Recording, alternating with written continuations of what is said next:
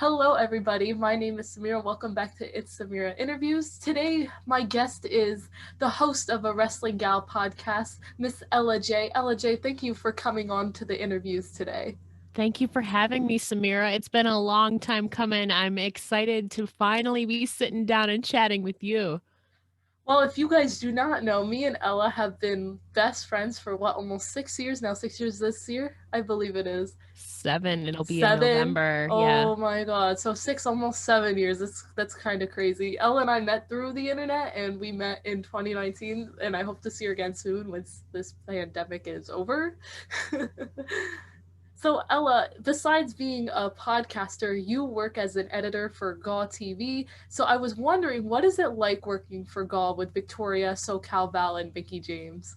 Well, as you can see, to my left here, I don't know how it translates on here. I must say it's fantastic being able to work with so many inspiring and empowering women. I not only like one of my heroes, Mickey James, perhaps my biggest hero, but they are such just an amazing group of women, so creative, so driven and dedicated to their craft and wanting to produce great content. And we just all feed off of each other. But it's also been kind of cool to not only have like an outstanding professional relationship with them, but to get to know them, each of them personally, and to now call them friends is insane to me. So that is definitely one of the biggest blessings and opportunities I've ever been given. It is so incredible to work with them and to be trusted to promote and edit their content. And it's just an amazing opportunity. And I am so thankful for them. It's so amazing. So how did that come to be? How did you get that position of editor? So anybody who knows me knows I've kind of known Mickey James for a few years now. We've had a rapport throughout the last like 4 years, I would say, like on and off social media and in person. And so about mid-November, I was kind of helping her gravitate towards TikTok and all that. And she knew I did my own podcast and all that. So we were kind of figuring out stuff like we could do for her social media, like how I could benefit her and how she could benefit me with working together somehow. So she kind of brought about the opportunity. And then one day she had the idea, we've been talking about doing a podcast for Gau for a while now, but they didn't really know how to go about it, how to edit it, upload it, like the whole process behind it. And they knew I had my own podcast, which I had been doing for like a year and a half at that point. And so Mickey just kind of asked me, hey, like, we want to do this thing called Gawcast. Do you think you could help us out with like editing and uploading and like putting everything together? Because they had to record separate stuff and then I had to put it all together and upload it through Anchor. So we were talking sponsorships. Like we had to script stuff out for the podcast because you need to do like a separate intro and outro for that. And then there was just some stuff that didn't translate from the video aspect because they're on YouTube. There's some things that don't translate into audio format. So we kind of had to filter that out too. So it was actually Mickey who brought it to my attention. And then we brought Lisa and Valen, and now we all have a group chat on Voxer now where we feed off of our ideas and stuff. And basically just letting them know the process and the status of Gawcast as we go along. So it's been really fun balancing it. Like it was really random. And just a fun tidbit, the day of it was actually November 15th. So November 15th of 2019, I find this so weird with coincidences. So November 15th, 2019, I saw Mickey. That was actually my last concert I went to. I had never even talked to her about my own podcast. I guess she had just been lurking on my social media. So when I went to go see her at her concert, like backstage before, she was like, "You have your own podcast?" And I'm like, "Ma'am, I I have never even like brought it or talked to her about it." So I'm like, "How did you know?" And then November 15th, 2020, literally a year to the day, she brings about, "Hey, do you want to help us with Gawcast?" So it's just crazy how the world works and the timing of things and coincidences. So I really think that this was meant to be. That is so amazing. Congratulations for that. And since we're talking about Miss Mickey James, what is it like being friends with your idol? I know you idolized her so much growing up and even now. So what's that like having that connection with her now? My gosh, it's still surreal. I still have to like pinch myself every day. It's the craziest thing because if you would have told 12-year-old me 12 years ago that I would have been now friends with Mickey James and like literally have her in my phone, I'd be like, "What? You're lying." So I mean, obviously, like you said, she is like my biggest hero, you know, and I've told her that the many times I've met her now. I've been very fortunate to kind of just, I think, organically build a rapport with her over the years since before I even met her, even on social media and stuff, I would tweet her. And I think it's just been so genuine and stuff. I never like forced anything. It's just been so organic and natural. And I, it's just so surreal to be honest with you. Sometimes I'm like, is this really true? And you know, I'm so grateful for her. She kind of changed my life when she didn't have to, you know. She didn't have to give an opportunity to somebody who like me who's still trying to work their way up, but I've been very blessed and very fortunate to build genuine connections with her and Lisa and Val. And I honestly, it's just so surreal every day. It's like not a lot of people get to meet their heroes, let alone kind of be friends with their heroes. So I still pinch myself every day over it, but don't tell her that. Sorry, Mickey, you didn't hear any of that. It's okay. I've already told her that. I was like, I still can't believe any of this, but she knows how grateful I am for her. I tell her way too much, but it's okay. Aw. So speaking of Lisa, Lisa returned at the Royal Rumble, or should I make it known to everybody, Victoria returned at the Royal Rumble this past year. And we heard on the Wrestling Wind Down that you actually knew a couple weeks in advance that she was going to be there. So how did you find out about her return? When did she tell you? Um, it was mid-January, somewhere, like 2 weeks before, about 2.5 weeks before the Rumble. And at this point, I guess only Mickey, Val, and me had known. She's like, "You need to swear to God you won't tell anybody." I'm like, "I swear to God, Lisa." And then she's like, "I got the call. I'm in the Royal Rumble." And so I was like dying inside because I'm like, "You trust me to keep the secret?" Obviously, I did, but I was just more excited for her. Like, oh my gosh, I get so emotional just thinking about it and watching it back because I knew it was coming. And then we tried to hide it. I was in control of her social media the days leading up to it, and she almost spoiled her return. Little known fact. So Lisa has her location tagged for when she tweets. And so you could see when the Tuesday before it said San Diego, California, but then Wednesday and Thursday when she posted it said St. Petersburg, Florida, and she did not even realize. I'm like, and then when I go to Saturday, Sunday when she's away training and or you know preparing for the Rumble, I go and I look. I'm like, "Lisa, I need to take these down. You almost spoiled your own return." And I'm glad nobody had noticed. And so I had to delete those. And then I changed the location so it said San Diego, California. Not, I mean, nobody really paid attention to it, but I caught it. I'm like, "You almost spilled your own return." I'm shocked nobody got it and like spread it. So I had control of her social media the day too. And when she was in the match, that was me tweeting. And then people were like, "How are you tweeting from the ring?" But little known fact, it was me.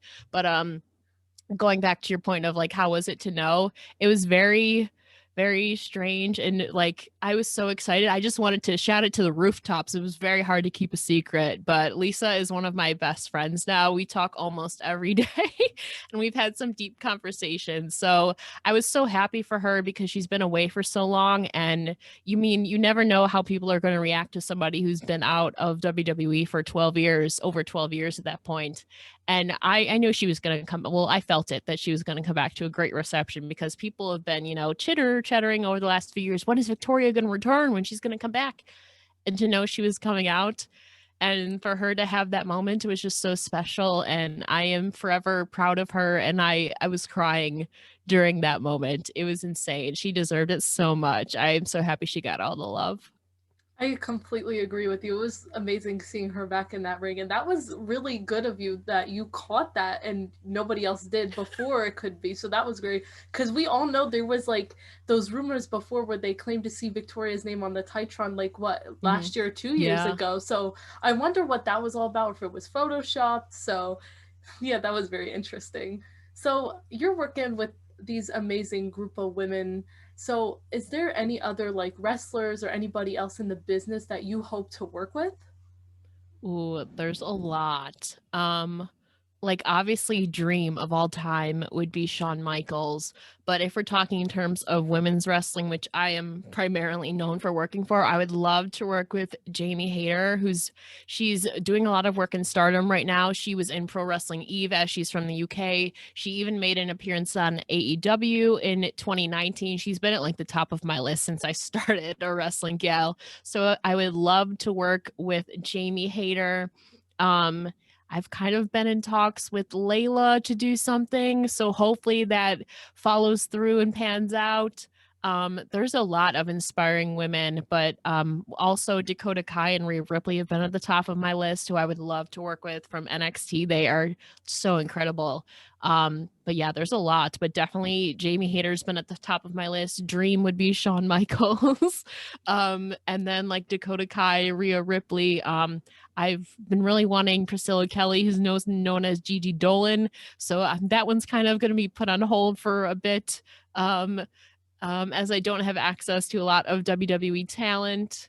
But independent wise, too, I would love to work with Alley Cat is one I've been trying to get on.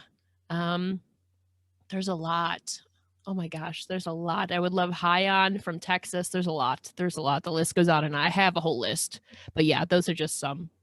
I know the feeling. I know the feeling. You just want to go for everybody. You just want to know all their stories, their backgrounds, and just hear just everything. And I feel you when it comes to that. So, you've been doing this podcasting since 2019, and I was wondering, are you like interested in doing any like commentating, or is just podcasting more of your thing? To be honest, I would be open to the opportunity because I need to expand my repertoire with stuff.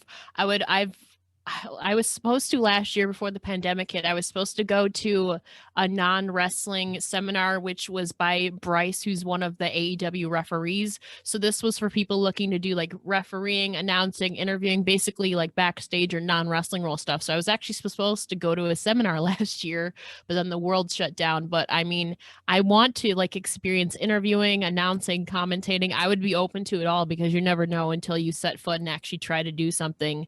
But as like me and you were talking about, I have to be more comfortable in front of a camera. And I've slowly started doing more video interviews on other people's platforms. So I need to get comfortable with myself first. But definitely, I mean, if the opportunity's there, I'm always willing to learn and expand my repertoire and experience. So I totally agree. And do whatever makes you feel comfortable until you get to that point and everything will be set for you. So, as we're talking about, commentating and all this, this involves a lot of talking about, previous shows and pay-per-views and the talent. So, your show, you only do interviewing mostly, so could you see yourself involving that, like talking about specific wrestling shows and pay-per-views in with the interviewing, or are you just going to stick to just doing your interviews? my gosh, it's like you said, there's a lot of shows and stuff going on. It's really hard to keep up because I balance a shoot job, podcasting. I help Lisa with her store. I do Gau TV editing and a couple other opportunities that are arising. So it's really hard to keep up. I try to be as integrated in the wrestling community as I can. But I mean, I would love to do like reviews or like predictions or like talk about other wrestling shows and stuff going on during interviews. It's just really hard because there is so much content in wrestling, not just independent wise, but there's Ring of Honor, there's WWE, AEW, MLW, Stardom. Um, I'm missing a bunch. So many to PWA, name. but yeah, there's a lot. There's a lot of saturated wrestling content, so it's hard to keep up. I mean, I would love to. It just I wish I had more time. Is basically what I'm saying. So as we were talking and you were just saying you do a lot of editing. So what was it like doing your first time editing? Like how was that for you? As you know, my first episode of a wrestling gal was with you, and so I mean, that episode was split into two halves, was an interview with you and then myself talking about women's evolution dream matches that I would have if they were to do an evolution too. So I mean, the interview with you, it came out to only maybe like 12 minutes. I mean, that took longer, I think, because we were friends and we were having a good time and it wasn't as serious. So editing that, I mean, it took longer because we were goofing around and stuff because we're really good friends. So it definitely took time to get to used to like editing interviews, but now it's super easy. But when I was talking in the second half, that took me literally 8 hours to record and edit because I kept re-recording because I hated how I said something or I hated how I sounded, my voice and stuff like that. So that literally just, I think that was 20 minutes of content or something, took 8 hours. And I'm ashamed to say that because I had so many takes and I was such a perfectionist. But I've definitely gotten used to now talking, although I don't do a lot of solo shows anymore, but I plan to in the future for like, or like just me, not just an interview. So I've definitely increased my editing time and content. It's become easier. A little hack that I use when I edit is when I edit back, I set the speed to not just one, I set it to like 1.4, because as long as you can understand the person talking and you know there's no like technical issues, you can just go through and like eliminate stuff and it cuts it in half, like your editing time. So that's a hack I use. I set the playback speed to like 1.4 to be sure you can still understand people, but still pause it and you can edit stuff quickly and stuff like that.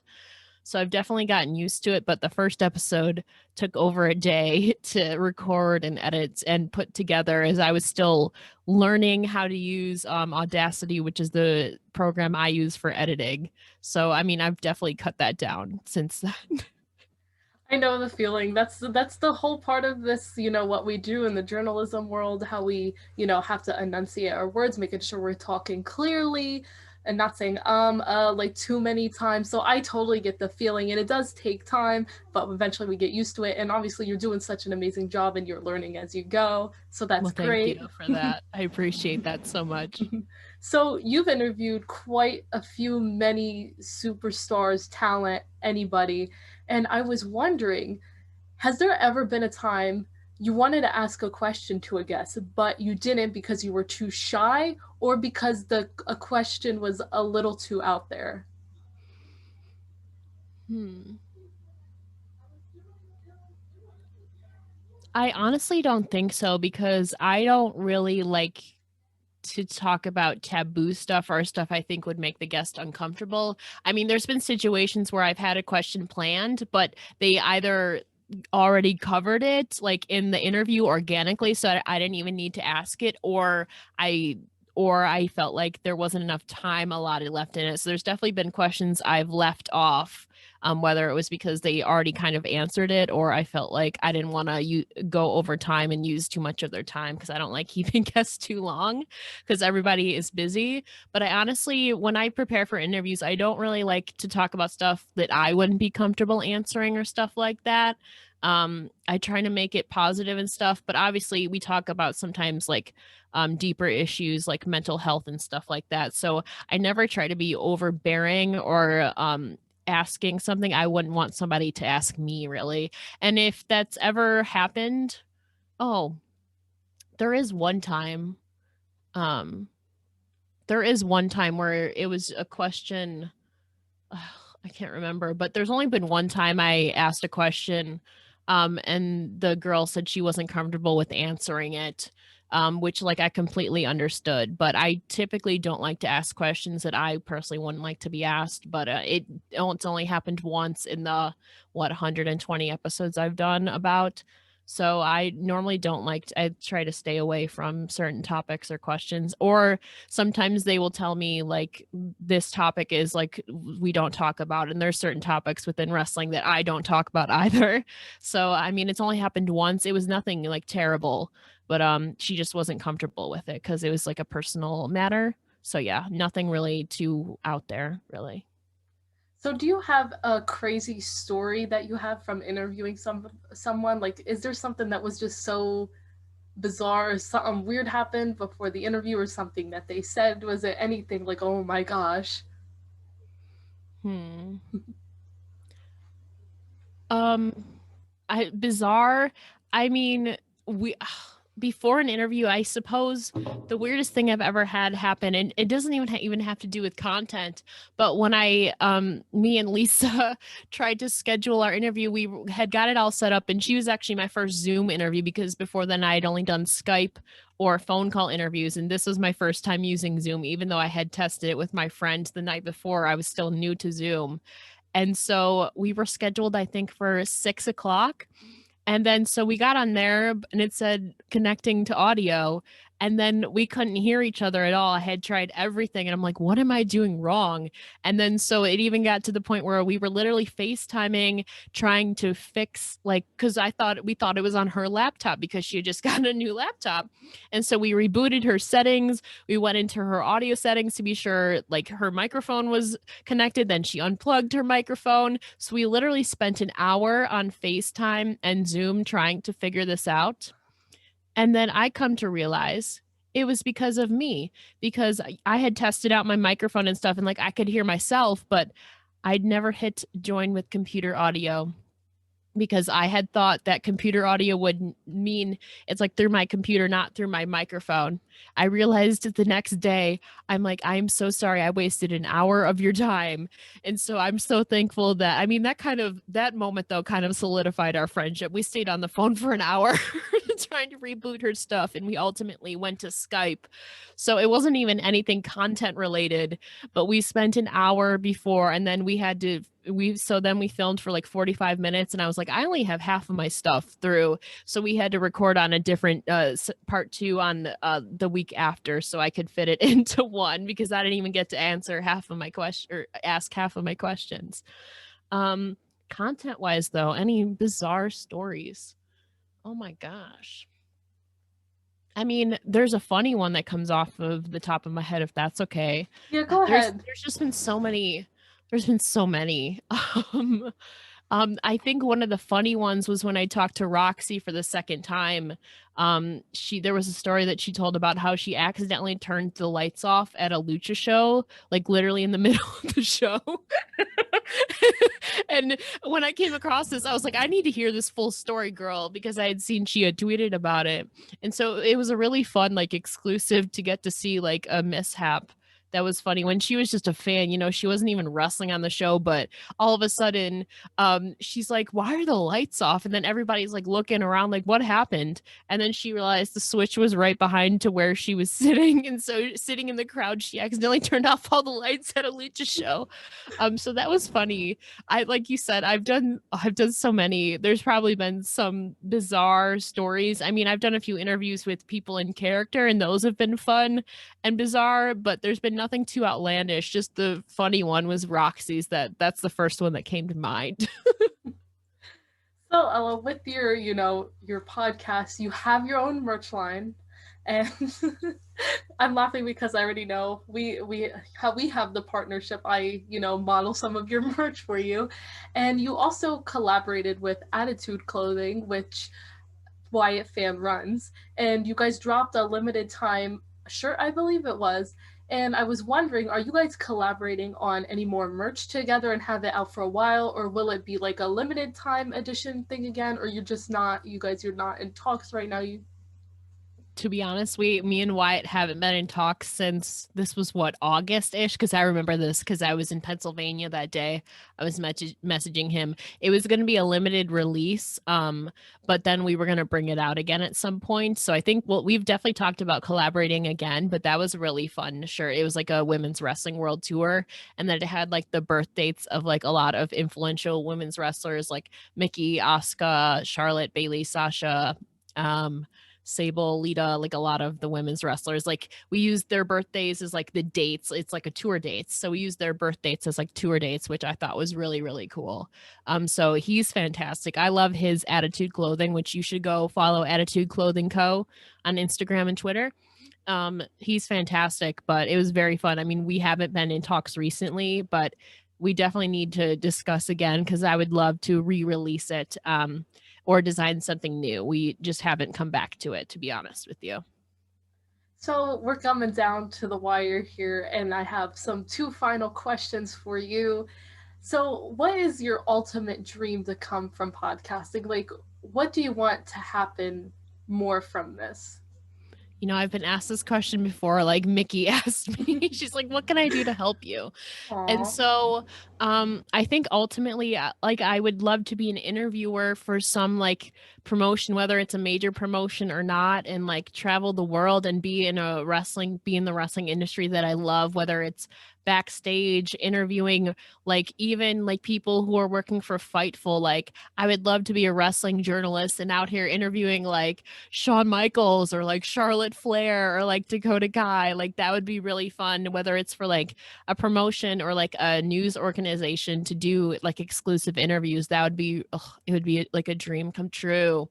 Or to do like media somehow, you know, or like an on-screen personality. But like I said, I had to get more comfortable and like expand my horizons. I'm still open to stuff because like I said, I haven't done commentating or like announcing or stuff like that. I think commentating would be really fun, but doing stuff live, I haven't done a lot of stuff live because I script everything down to a wire, but definitely something in wrestling media. I'm still trying to keep my options open and like I said, expand my repertoire. So definitely just broadly something in wrestling media. So, where do you see yourself in the Wrestling Gal podcast in the next year? Oh my gosh. Well, I've been brought about with some opportunities lately. I don't want to get ahead of myself, but like I said, I would love to, whether it be freelance or stuff, work with other wrestling news sites or other promotions to maybe do some interviews for them. Like last year I did 2 interviews for Bell to Bells for their site. That would be stuff. Basically make this a job, because we don't make a lot of money from this, if anything. So basically to like make it a job and like be able to monetize stuff. That's definitely my goal for the next year, is to get more into monetization and make this like a living. So to something where I could survive off of, because I love what I'm doing. And there's just so much I want to do. But basically monetization is a huge goal that I would love. I would love to get some dream interviews in there, but it takes some time and some work. So, or like to collaborate with some like other wrestling promotions or do something, just a lot. I have a lot I want to do. So, I always ask all my interviewees a fun question at the end of my show. So, my fun question for you today is, I've noticed that you love TikTok. You have a hard time sleeping at night because you're on TikTok. She put me on blast. And I was wondering, what side of TikTok are you on? Like, there's food TikTok, I believe there is wrestling TikTok, not broadcast, I mean, Broadway TikTok. Like, there's so many. So which ones are you a part of that comes up on your For You page? I'm on like 5 different sides of TikTok. One is Among Us TikTok. Because I watch a lot of the streamers like Valkyrie Corpse, Saikuno, Toast, like in my free time on YouTube. I will binge watch or watch them live whenever they do it. So Among Us TikTok. I'm on skincare TikTok because there's a guy named Derm Doctor. And then I've just been watching a lot of like skincare hacks. I'm definitely on cat TikTok. There's a lot of that recurring stuff. Lately, I've been on iCarly TikTok because I've been watching iCarly and then I like all the videos that are tagged. Small business TikTok. I've become very addicted to Etsy lately with stationery, and I'm on sticker TikTok. Oh my gosh, dude, I've spent so much on Etsy in the last 2 months. It's insane. Especially like sticker TikTok and like Twitch.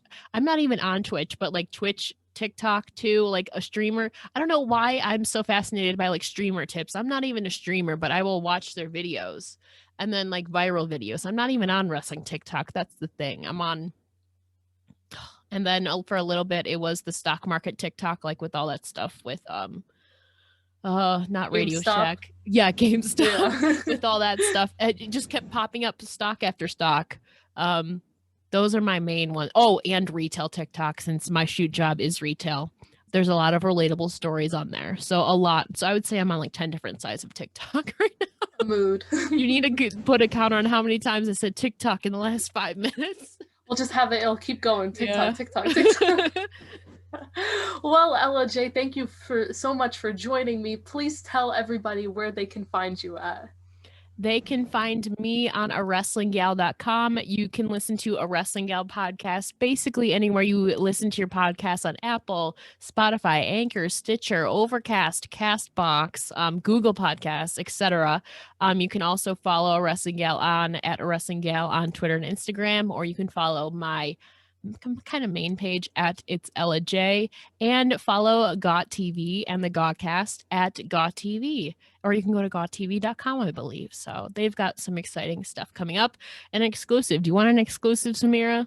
Sure, what's the exclusive? Speaking of Gau TV, so as me and Samira talked about earlier, Lisa Marie Varon, also known as Victoria, appeared in the Royal Rumble, and she did a little interview after with WWE Network, WWE.com, but I will be her first official interview since her Royal Rumble appearance, so that will be coming up soon. So I hopefully you guys look forward to it. Ella, thank you so much for joining me today. Good luck on your future projects and whatever you're going to do, and hopefully we'll have you back here very soon. Oh, I will be back. Thank you for having me. It's no problem. Thank you, everybody, for checking out this interview with me. You can find me on Twitter, Instagram, and TikTok at theitssamira, and add my Snapchat, Samira Loves RKO. We're not going to have that discussion. But thank you so much for checking out this interview, and I'll see you in the next one. Bye, guys.